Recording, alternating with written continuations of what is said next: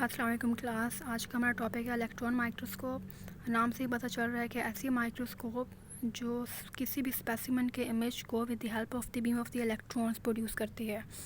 So an electron microscope is an microscope that uses a beam of electron to illuminate a specimen that is under observation, under study, and produce a magnified image of that object.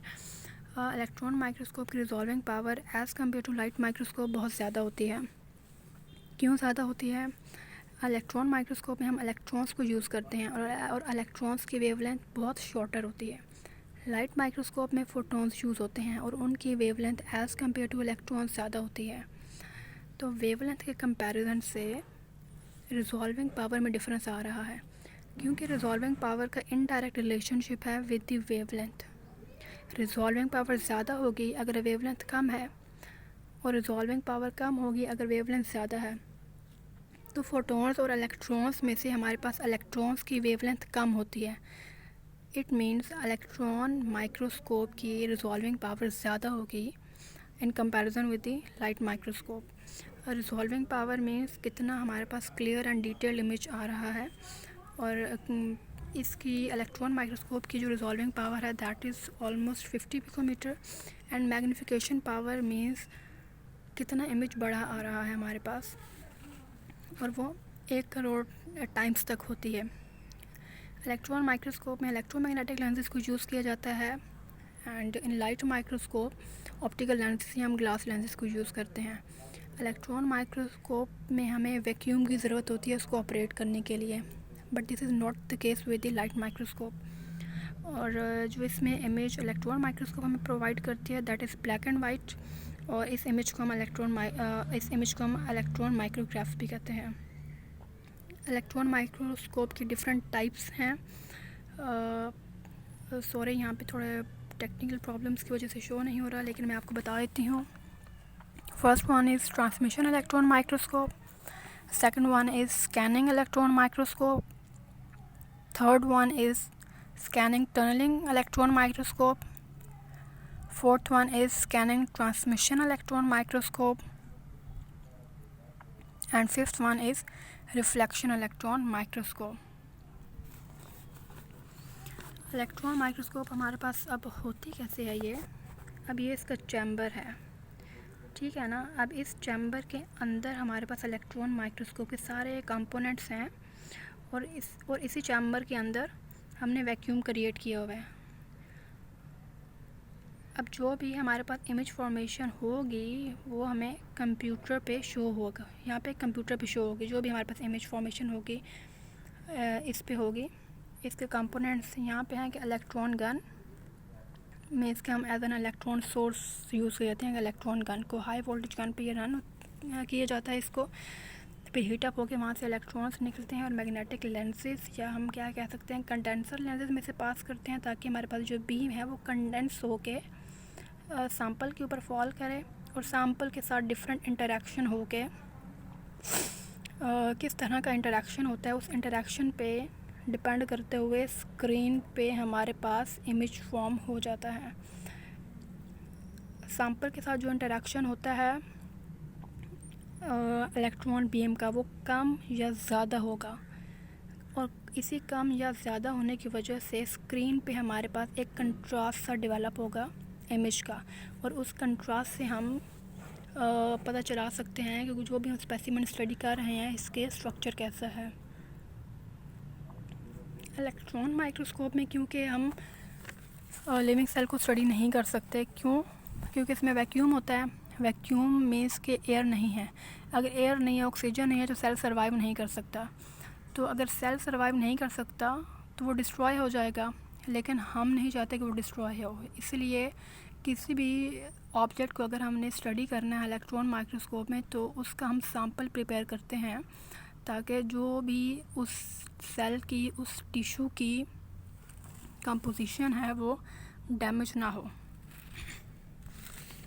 Sample preparation क्यों ज़रूरी है?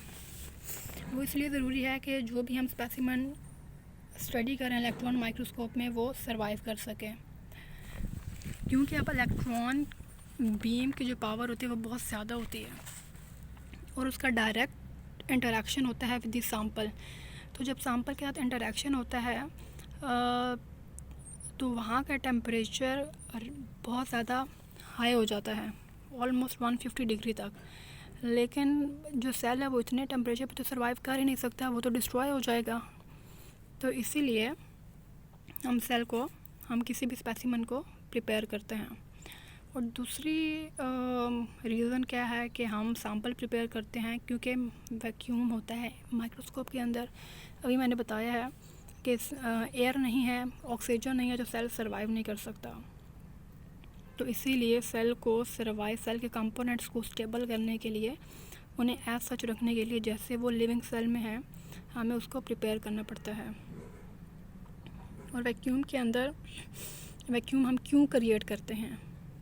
इसलिए create करते हैं कि जो अगर air होगी, फॉर एग्ज़ाम्पल अगर एयर है तो इलेक्ट्रॉन बीम डिफ्लेक्ट हो सकते हैं एयर पार्टिकल से, कि अगर वो एयर पार्टिकल से हिट हो गए हैं तो वो डिफ्लेक्ट हो जाएंगे। तो हमने जो इलेक्ट्रॉन माइक्रोस्कोप में जो इमेज फॉर्मेशन होती है वो तो इसी इलेक्ट्रॉन बीम और सैंपल के दरमियान इंटरेक्शन के बाद जो स्कैटरिंग होती है इलेक्ट्रॉन्स की, या जो डिफ्लेक्शन होती है, उसी स्कैटरिंग और डिफ्लेक्शन की बेस पे इमेज फॉर्मेशन होती है। लेकिन अगर हमारे पास एक्स्ट्रा डिफ्लेक्शन आ रही है जो इलेक्ट्रॉन एयर पार्टिकल के साथ कर रहे हैं, तो वो इमेज का नहीं होगा सिर्फ, तो वो सिर्फ स्पेसिमन का नहीं होगा, बल्कि एयर पार्टिकल्स का भी अंदर कंट्रीब्यूशन आ जाएगा। हम चाहते हैं कि सिर्फ जो इलेक्ट्रॉन का इंटरेक्शन सिर्फ स्पेसिमन के साथ हो, इसलिए और कोई भी हमारे पास पार्टिकल ना हो जिसके साथ वो इंटरेक्ट कर सकें। इसलिए हम वैक्यूम को क्रिएट करते हैं ताकि इस तरह की कोई भी जो प्रॉब्लम हो उसको अवॉइड किया जा सके। सैंपल प्रेपरेशन के अब डिफरेंट स्टेप्स हैं। पहला है फिक्सेशन है, दूसरा है स्टेनिंग या rinsing, and third one is dehydration. Fixation का क्या मतलब है कि जो भी हमारा सेल है उसको हम जिस स्टेट में होता है, जो भी हमारा सेल है या टिश्यू है, जो भी हमारा स्पेसिमेन एंड ऑब्जर्वेशन है, वो एज सच रहे जैसे वो लिविंग में होता है। इसमें फिक्सेशन में हम क्या करते हैं, जो भी बायोलॉजिकल एक्टिविटी होती है वो हम रोक देते हैं, ठीक है। और जो भी उसके सेलुलर कंपोनेंट्स हैं उसको, उनकी जो केमिकल नेचर होती है वो प्रिजर्व कर ली जाती है ताकि वो चेंज ना हो। और फिक्सेशन इसलिए की जाती है ताकि जो भी हमारा स्पेसिमेन है उसको स्टेबल कर सकें, ताकि वो सरवाइव कर सके। जो भी आगे हमने उसके ऊपर डिहाइड्रेटिंग एजेंट्स या प्लास्टिक रेजिन्स को यूज़ करना है। फिक्सेशन में एक्चुअली क्या होता है, सेल में एक जेल लाइक सा स्ट्रक्चर बन जाता है, मीन्स के जेल में जो साइटोप्लाज्म होता है वो थोड़ा कोलॉइडल सा हो जाता है, जेल टाइप का होता है।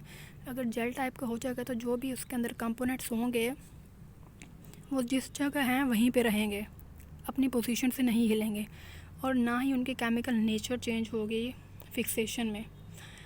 फिक्सेशन के बाद हम क्या करते हैं, इसकी स्टेनिंग करते हैं या रिंसिंग करते हैं। स्टेनिंग हम इसलिए करते हैं ताकि स्टेनिंग में हम हाई एटॉमिक नंबर जो स्टेन्स होते हैं वो यूज़ करते हैं। हाई एटॉमिक नंबर मीन्स के हाई एटॉमिक नंबर जो एटम्स होते हैं, हैवी मेटल जैसे होते हैं, उनका एटॉमिक नंबर काफ़ी हाई होता है, ताकि इलेक्ट्रॉन बीम और जो हमारा सैंपल है जो स्टेन हुआ है, इक्वली स्टेन हुआ है हर जगह से, इलेक्ट्रॉन बीम और उसके दरमियान इंटरेक्शन होगा, ज़्यादा इंटरेक्शन होगा।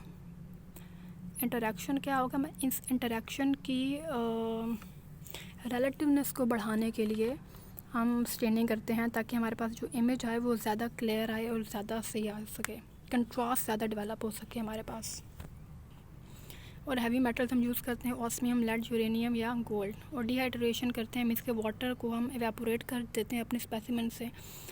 तो अगर हम एवेपोरेट कर देंगे तो क्या हो जाएगा, वो टिश्यू श्रिंक हो जाएगा। इसीलिए उस वाटर का कंटेंट जो डिहाइड्रेट हुआ है उसको हम रिप्लेस करते हैं with the help of the ethanol concentration. कि अपने जो हमारा जो स्टेन किया हुआ स्पेसिमेन है उसको हम डिहाइड्रेट करते हैं with the help of the ethanol, ताकि जो वाटर एवेपोरेट हुआ है वो रिप्लेस हो जाए विद द एथेनॉल। क्योंकि अगर वाटर निकल जाएगा तो सेल श्रिंक हो जाएगा, सेल श्रिंक हो गया तो उसके सारे जो एक्टिविटीज़ हैं, सारे जो कंपोनेंट्स हैं वो क्या हो जाएंगे, डीनेचर हो जाएंगे। डैमेज हो जाएंगे। इसलिए हम सेल की वॉल्यूम को मेंटेन रखने के लिए हम एथेनॉल कंसंट्रेशन के साथ इसे डिहाइड्रेट कर देते हैं, और उसके बाद हम कोई भी जो पोलर सब्सटेंस होता है, फॉर एग्जांपल प्रोपाइलीन ऑक्साइड, उसके साथ इसे ट्रीट किया जाता है। इलेक्ट्रॉन माइक्रोस्कोप की क्या क्या एप्लीकेशंस हैं? इसको हम बायोलॉजिकल एंड इनऑर्गेनिक स्पेसिमेंस को ऑब्जर्व और स्टडी करने के लिए यूज़ करते हैं। फॉर एग्जांपल माइक्रो ऑर्गेनिजम्स को स्टडी करने के लिए, किसी भी सेल को करने के लिए, लार्ज मॉलिक्यूल्स हैं उनको करने के लिए, एटॉमिक लेवल पे हम स्टडी कर सकते हैं, क्योंकि हम इलेक्ट्रॉन्स को हम यूज़ कर रहे हैं और वो हमारे सेल के कंपोनेंट्स के एटम्स के साथ इंटरेक्ट करते हैं। तो हम अल्ट्रा मॉलिक्यूलर लेवल तक स्टडी कर सकते हैं अपने स्पेसिमेन को। बायोप्सी सैंपल्स के लिए यूज़ कर सकते हैं, मेटल्स की स्टडी के लिए, ड्रग रिसर्च के लिए, टिश्यू इमेजिंग के लिए, टॉक्सिकोलॉजी के लिए, virology, medical research, food science, forensic, pharmaceutical, इन तमाम ब्रांचेस में हम इलेक्ट्रॉन माइक्रोस्कोप को यूज़ कर सकते हैं। नेक्स्ट है इलेक्ट्रॉन माइक्रोस्कोप के एडवांटेजेस क्या हैं। इसकी रेजोल्यूशन एंड मैग्नीफिकेशन पावर बहुत ज़्यादा होती है as compare to light microscope and other microscopes, तो हम प्रेफर करते हैं कि हम इलेक्ट्रॉन माइक्रोस्कोप ही यूज़ करें। Clear and detail image provide करता है और मॉलिक्यूलर लेवल पे हमें इंफॉर्मेशन प्रोवाइड करता है। लेकिन इसके डिसएडवांटेजेस क्या हैं? हम इसमें लाइव सेल्स को स्टडी नहीं कर सकते। इमेज जो है वो ब्लैक एंड वाइट आता है, कंट्रास्ट की फॉर्म में कलर्ड इमेज प्रोवाइड नहीं करता। लेकिन ये बहुत ज़्यादा लार्ज और एक्सपेंसिव है। अभी पीछे आपने इमेज में भी देखा कि कितनी बड़ी है ये, और स्पेशल ट्रेनिंग चाहिए उसको ऑपरेट करने के लिए, और हर एक बंदा ट्रेन नहीं होता। हर लैब में जो आम लेबॉर्ट्रीज़ होती हैं उसमें टेक्नीशियंस नहीं होते हैं, और इसमें स्पेशल हाउसिंग एंड मेंटेनेंस में काफ़ी ज़्यादा इसको स्पेस चाहिए ऑपरेट करने के लिए और उसको मेंटेन करने के लिए। That is all about electron microscope. कोई भी कन्फ्यूजन है तो आप नीचे कमेंट में पूछ सकते हैं। Thank you.